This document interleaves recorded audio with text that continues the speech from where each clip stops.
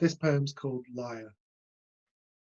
Long before presidents seemed so crazy, though that might well have been illusory, long before anyone mentioned global warming, before wars were anything but bottled messages washed up on the sinking island of childhood, and before disease bludgeoned you to death over God-forsaken months and years, I cracked my head open on a metal railing.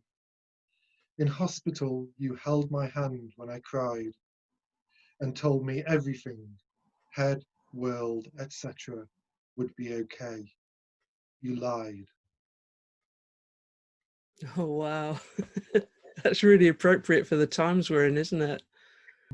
Yeah, yes. I mean, I wrote it years ago. Well, about 4 years ago, 5 years ago. So it's, but it does seem particularly relevant now. Yeah. Okay. So, first question. You obviously are a writer. You've written lots of stuff. You've written quite a wide variety of stuff, haven't you? You've got novel, memoir, poetry, probably academic papers as well, I should think. So when and how did you first know you were a writer? I wondered about that for a long while, and I have a very clear memory of being 10 years old and in the playground. Um, Up till then, whenever anyone had asked me, what do you want to be when you grow up? I'd always said train driver, which was the kind of typical answer in the early 80s from a boy. And then suddenly switching to writer around 10 years old. And I sort of think, why then? And years later, I sort of thought, well, actually, that is, it coincides with two kind of major events in my life. One is my father. It was the moment that my father started getting ill and retired from his job with a nervous breakdown. And the other one was a kind of particularly nasty bout of bullying at school. And I sort of wonder if, like, writing was the kind of response to that, you know, unconsciously, it was some kind of response to that, that it was sort of the moment that things change, you become a writer, or writing is a sign that of things being lost. Because I had quite, you know, compared to a lot of people, I had relatively happy childhood, early childhood. And, you know, the moment that my family started changing was perhaps the moment I started writing. And all of this was totally unconscious. And I was totally unaware of it. And then, like, you know, about 25 years later, I sort of thought, why then? And I think those things may have something to do with it at some level. Yeah. Did you used to read a lot when you were young? I couldn't read until really late. I was 8 years old, I think. I first started reading, and I loved the feel of books. I loved touching them and stroking them, and getting big books down from my dad's bookcase. But I couldn't crack the code at all. And my father went into school, my school, when I was 8 or so, and asked the teacher, and this is 18 language, not 2020 language. He asked my teacher, "Is he backward?" And the teacher said, "No, he loves stroking books, and he'll get there." And at that time, the education system was a lot more liberal, and so they gave me the space and time to pick it up. They knew I would, and the moment I did was, I think, when I learned off by heart Green Eggs and Ham by Dr. Seuss. And from then onwards, and that was the moment, it was actually learning off by heart, learning by rote. And it was a kind of music. And then I got the music, I connected the strange shapes on the page with with the sounds, and then from there, within a couple of years, I was reading everything and anything really. But it was just kind of passing that barrier. And I often say to students that I kind of feel that there's that Thomas Mann quote where Thomas Mann says something like, writers are people who find writing more difficult than other people. And I think that's true, that writers are people who are alienated from writing, who find it like a secret code, something difficult. And for years, I was an incredibly slow reader. I read everything that I could get my hands on, but as a very slow reader. So I've always found it challenging, but in a good way. It never came naturally. No, but you always got something out of it. It's funny you should say about Green Eggs and Ham. I know someone else who learned to read by doing exactly that. Yeah. Well, it's the music of it, isn't it? Is actually, that's just as important as the so-called meaning. Is learning the music of it, both on the page and out loud, I think. Yeah, definitely. So what are you writing at the moment? Mainly at the moment, I'm writing a collection of short stories. And it's almost finished. I've been writing it for years, as you do with kind of, well, all books, but particularly ones that are, collections of things. And so some of the stories actually date back, a couple of them date back sort of 15 years. But and it's called, at the moment it's called Scablands, and they're stories about Stoke, about where I grew up, about childhood, about austerity, and the effects of austerity, and it's been a joy actually. It's sort of short stories are a joyful form of writing, and I in a way I sometimes wonder if that's one of my home territories. It's like a home ground really. It's short stories that it's how I started writing, and I love the kind of the weirdness of them, and the fact that you can you can do anything you want. So, they're a playground. Short stories are a playground. There is something kind of, in the best sense, childish about them, I think. That you're just playing with stuff and seeing playing with fireworks, or something like that. Yeah. So that's mainly what I've been writing is a kind of is that, and then I'm sort of tinkering with an idea for a second memoir, but it's very early days at the moment, and I'm not a mystical writer at all, but I'm not sure about jinxing it by talking about it too much. No, well, that's fair enough. Yeah. Writing's one of those weird things where you have to have the idea in some sort of shape in your head before you let it out, don't you? Yeah. You can sort of write for yourself to find out what that idea is, but it has to have taken shape. Yeah, and it's kind of it's when something reaches a kind of critical mass, then you think, oh, that's what all of these little scribbles are, or that's what all of these ideas are, because to start off with, they're just kind of little bits here and there, little ideas, little concepts, and then you sort of, and they don't stick together, nothing sticks together, and then gradually they form something, I think. And I mean, there have been times where I've set out to write a particular book, but most books have just come together as kind of pieces and glimpses and so on and so forth. Yeah. So how has the lockdown and all the associated horribleness affected your writing life? I just think it's hugely fragmented things and one's consciousness, really. That I'm thinking I'm thinking all the time about homeschooling, working from home, writing, what's for tea, all of these things at once, you know. So it's made my mind extremely contrapuntal in various ways. So that's hard to manage, I think.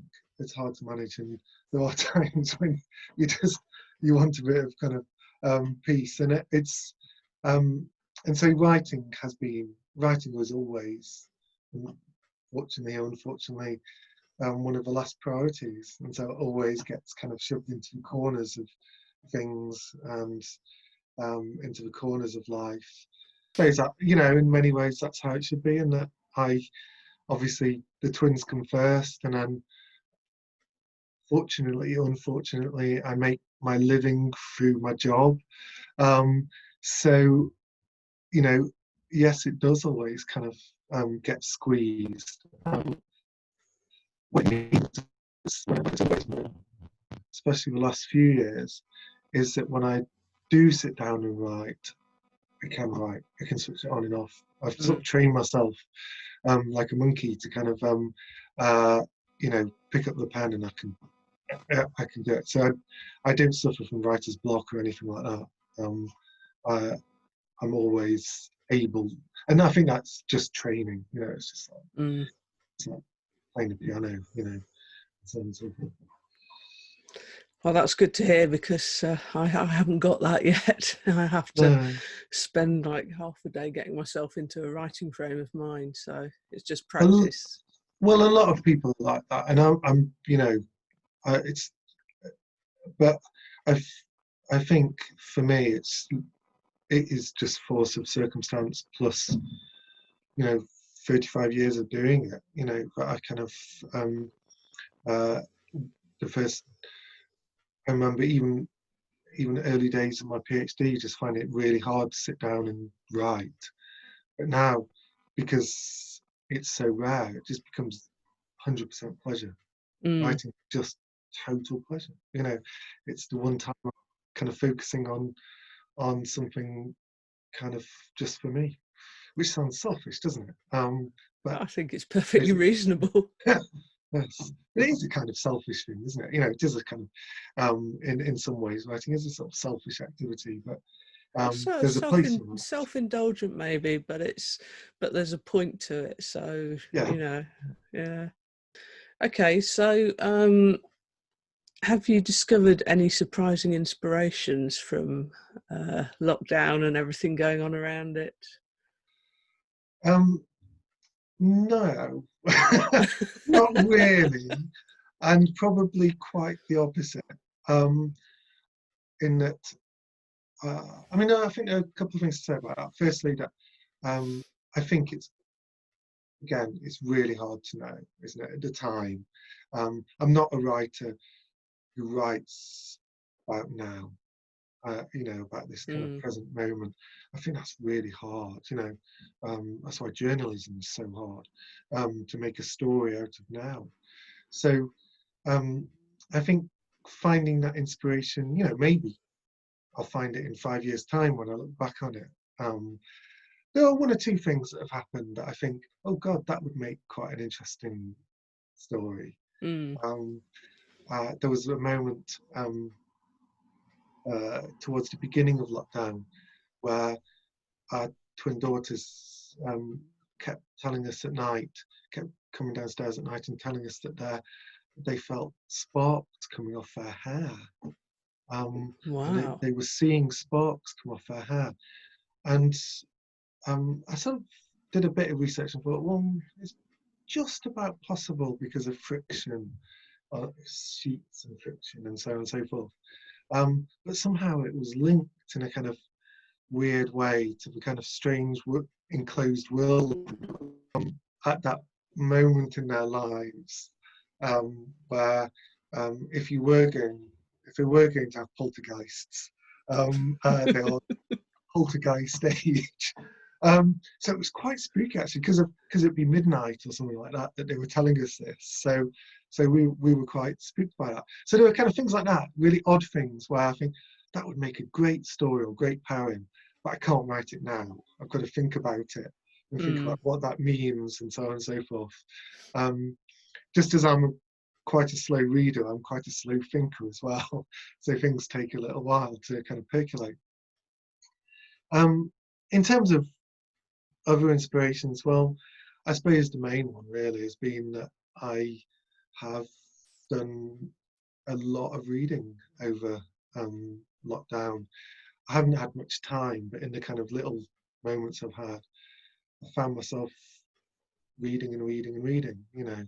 So that's been rather wonderful. And again, what that reading will mean in terms of my writing, I'd yet to be able to say, but reading builds up, doesn't it? It's sort of it's something that is always there, and then you return to it years later and you think, oh God, that's inspired me to do this, or so on and so forth. Yeah, I know what you mean. Yeah, I didn't know where that came from, but that's where it came from. Yeah. Yeah. So what sort of things are you reading? Like I say, huge amounts at the moment. I was reading quite a few books, actually quite a few books about childhood and school and bullying. So very belatedly, I read Kes a couple of weeks ago, which just bowled me over. I mean, what a novel! I mean, it was magnificent, and poetry. It's absolute poetry. It's every single page is poetry. Yeah. And so that, and sort of currently reading again very belatedly The Crime of Miss Jean Brodie.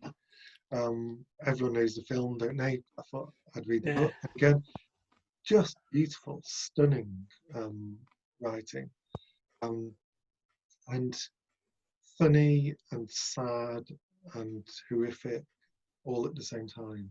And that's the kind of writing I really love. Yeah, that sounds good. Is that the sort of thing you'd normally read, or has your reading changed, do you think? I'm not sure. I haven't kind of normal reading really, in that Fair enough. I am I am kind of omnivorous with reading, and so I will, and maybe that's reflects what you said earlier about the fact that I also write in lots of different genres. I just read in lots of different genres as well, all the time, and I'm not above, you know, one of the great pleasures of reading, which is just going into a bookshop and picking up something you like the cover of and just reading that. You know, I've always done that, and I always think you should do that. At least one in every 10 books should be like that. Something you've never heard of that you just buy on a whim and then read straight away. The key is always to read straight away, because otherwise you put it on your bookshelf and you never read it. That's so true. How are you engaging with the writing community, sort of now and before lockdown? I've always been very involved in the writing community, both through my day job and obviously through my night job, if that's what it's called. And during lockdown, people kept in touch really, really well via obviously email, but also kind of Zoom events and blogs. And I run a reviewing blog called Everybody's Reviewing, which we publish author interviews and reviews all the time. So it's a kind of ongoing thing, and clearly there is a big effect in terms of lockdown, in that you lose that lovely thing of kind of actually face-to-face talking to people, and the kind of social aspect of it evaporates, which is one of the best parts of it. but everything else is still there. It's just the kind of it's just that bit of chatting to people in the interval to reading or something like that. It's gone. But I think, you know, actually the writing community has been incredibly good at keeping things going. Partly because, you know, clearly writers are not, well, they are social people, but they're also kind of people who are used to working on their own. So we're kind of used to communicating in lots of different ways. That's true. Yeah, I haven't really thought about that, but yeah, that's very true. And Writing certainly, so I was just going to say, writing is a kind of always been one of the things that I like about it is that it is a kind of strange hybrid of total aloneness. So when you're writing, you are on your own, whatever anyone says. I mean, it is almost solipsistic in that respect, but also kind of you then welcome the world in and share your writing and read other people's writing. So I like that it's kind of both. Yeah, I see what you mean. And I guess that the social aspect of it brings in like the third dimension, which is actually talking to and interacting with people. So if you're writing, you're on your own, you then present what you've written to the world and invite them in, but it's not a discussion, it's not a two-way thing, although in some ways it is. But if you can then get to actually talk to people about what they're writing, what you're writing, what other people are writing, then you've got a third dimension as well. And I think a lot of people have been missing, well, I've been missing that anyway, which is part of why I set these interviews up. Yeah. Well, it's things like this that kind of help it keep going, isn't it? And I think, you know, we all want to go back to a state where we can kind of meet up and discuss things, and you know, socially and with readings and workshops and so on and so forth. We all want that, but this is a way of keeping it going, you know, which is really important. So the framework is still there, I think. It's just we've got to get to a state where we can actually meet each other as well. I think. Yeah. So important for writers, you know, that absolutely. you can't be a writer without that two-way, you know, what you said, that kind of two-way interaction. You know, that you learn everything from other people, reading and meeting and so on and so forth. Yeah. Okay. Who inspires you? Not necessarily writers. That's a really good question, and I would say, if we're not talking about writers, then I think I would immediately go to musicians. And the poet Peter Porter once said that he was only a writer, and this isn't an exact quote, but he was only a writer because he didn't have the technical ability to be a musician. And I understand that, really. I kind of I would have loved to have been a concert pianist, and I used to write music and perform it at a very low level with audiences of at least 4, so it is musicians. I understand what what the 19th century philosopher Walter Pater said when he said, all art aspires to the condition of music. But in a way, that's what I think writing does. I think writing is something that not stands in for music, but it is aspiring to be musical in various ways and to affect people as viscerally as music. So yeah, you know, Mahler, Beethoven, Tchaikovsky, etc., Shostakovich. These are people who massively inspire me, and I would I try and write about their work often, but I also try and write about the effects of their work, and also try and do something in my own limited way that simulates something of the musicality of it. I want to write musical prose or musical poetry, for that matter. No, in a way, it goes back to my first answer, which is with Dr. Seuss, that's the best writing or the most memorable writing is the writing that has a musical element to it, that you hear as well as read, even if you're hearing it just in your head. You know, I'm someone who, when I read, I still move my lips because I want to hear it. It's why I love Dickens. Talk about inspirations. Why I love Dickens so much, because his prose is so musical, and he was, of course, a performer. He was a melodramatic actor, and best writing, I think, has that kind of musical element to it. And maybe, you know, all of the arts are the same thing. You know, they're all kind of aspiring towards the same sort of thing, the same effects, and they just do it in different ways. Yeah, so there are lots of writers who have that kind of musicality, but it's not just poets.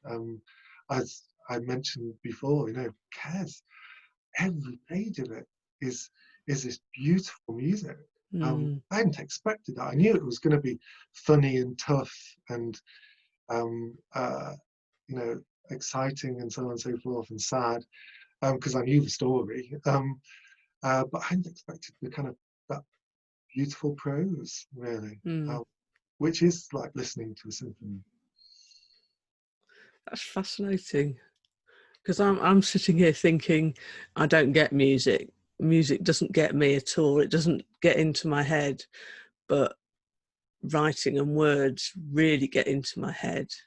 And I know people who say, I don't read a book, but I could go walk around an art gallery for hours and hours. I guess, you know, it's all sort of aspiring to the same sort of connection, isn't it? Yeah, yeah. It's all kind of what Freud would have called royal road to the unconscious. They're all dreams. They're all kind of displaced versions of your unconscious or semi-conscious or whatever, and they're all dreams, and they all come closer or otherwise to that kind of inside reality, and outside reality, for that matter. Yeah. So yeah, images, music, dreams, all of these are the same things in all kind of art forms. And I know that might sound a bit mystical and pretentious, but which I don't mean to be, but I have kind of thought that, especially about some of the artists that I love the most, that they are speaking to you on a level which does go beyond sort of conscious, rational thought, in many ways. Yeah. So, what are you most proud of in your writing career?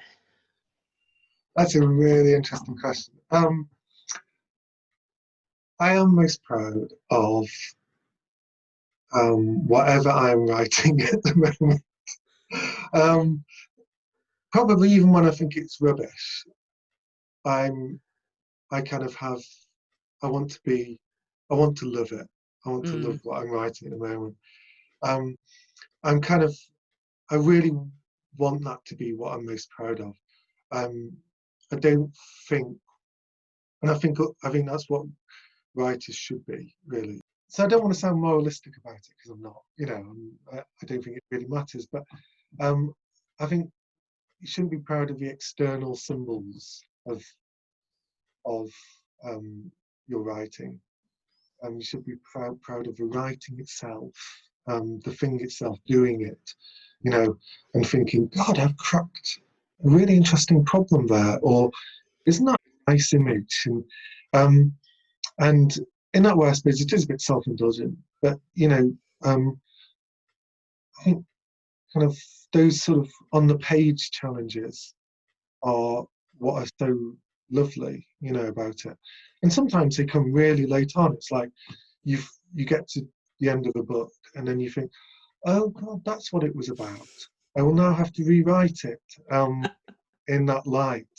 And those moments are lovely, aren't they? You know, so the kind of, I mean, pride is such a loaded word in English, isn't it? So those moments where you think that works, or I like that, or that sentence is quite acceptable, does the job. I think that's kind of what's important, rather than the kind of outward symbols of it, which is not to say, I'm not being moralistic about it, because it's not to say that, God, every writer loves some kind of validation, don't they? You know, no one's so kind of self-sufficient that they don't want someone to pat them on the head.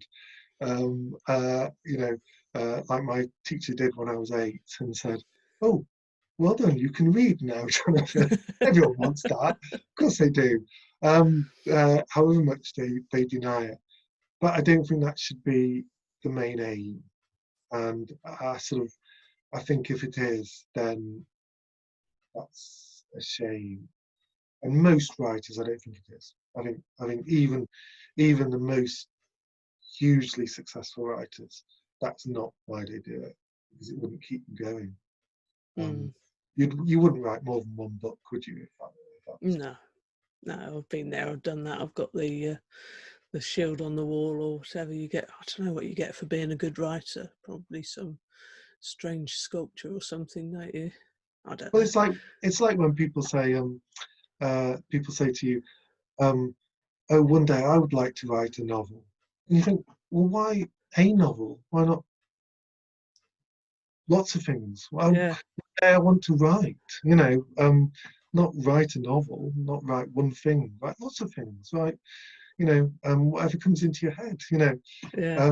It's almost like the thing counts more than the actual doing, you know, which it shouldn't. No, I agree.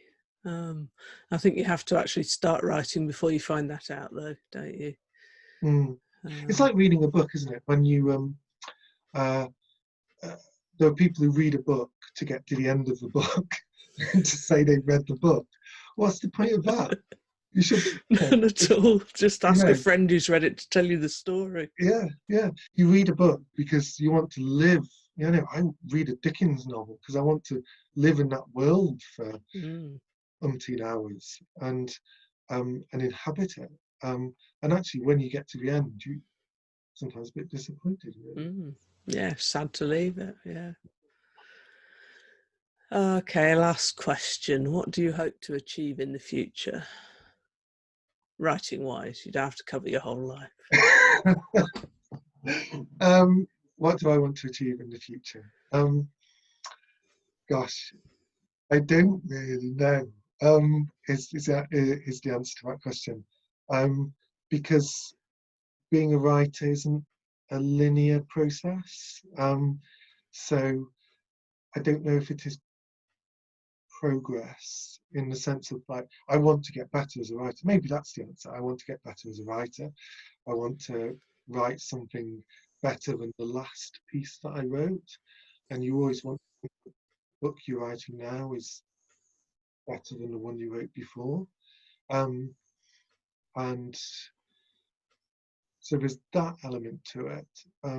But it's also a case that you just keep doing it. And it's not like a linear career. You know, I'm very suspicious of people who talk about writing as a career. Yeah. It's not a career where you get promoted and you end up as CEO of the writing company or whatever it is. You know, there's no holy grail at the end of it. There's no you know, lost horizon. You're not sort of aiming for and it's often the case that people who have massive outward success as a writer at some stage in their career, it causes all sorts of problems, you know, afterwards, you know, and they find they can't write. I mean, there are a lot of famous cases of that.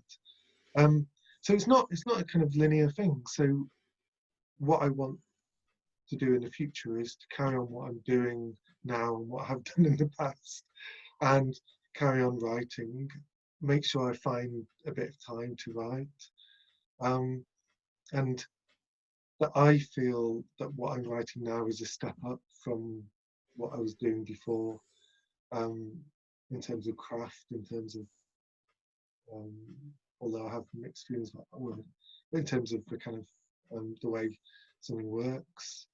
I mean, each book you look back on, you know, when it's finished, you look back and you think, you can see one or two major flaws in it, and you think, okay, I'll do it differently next time. And then you look back on the next one, you think, oh, new flaws, new problems. So each time you learn something, you know, and I want to learn something, you know, with each book. But it's, as I say, I haven't got any kind of grand aims, I suppose, in that respect. You don't want to reach the pinnacle of writing perfection and write the perfect book that can never be improved on. Oh yeah, God, then what would you do? What would you? Wait, then you could die. No, it'd be okay. Perhaps if you do that just before you die. Yeah, that's or something like that. I'm sure that could be organised somehow. They don't teach you these things on creative writing courses. No. Although a friend of mine, fantastic novelist, Will Buckingham, used to say, used to talk about Japanese death poems that you'd aim to write. Zen masters would aim to write their masterpiece on the same day they were dying.